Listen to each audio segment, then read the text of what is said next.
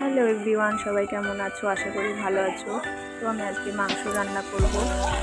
কড়াইটা বসিয়ে দিয়েছি, তেলটা গরম হয়ে গেছে। এবার আলুটা দিয়ে নেবো, আলুটা ভেজে নেব। মশলাটা কষিয়ে নিচ্ছি। মশলাটা কষানো হয়ে গেলে মাংস দিয়ে দেবো।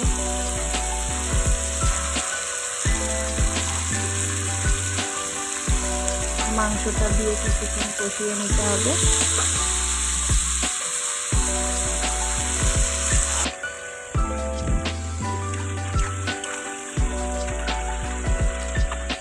মাংসটা কষানো হয়ে গেছে, মাংসটা আমার রান্না হয়ে গেছে। এবার আমি আর একটা কড়াই বসিয়ে দেব, লুচি ভাজবো। তেলটা গরম হতে দেব।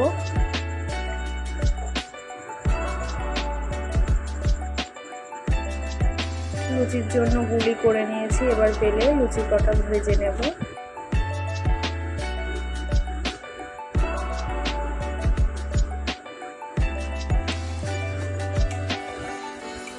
সবগুলো ভেজে নিয়েছি।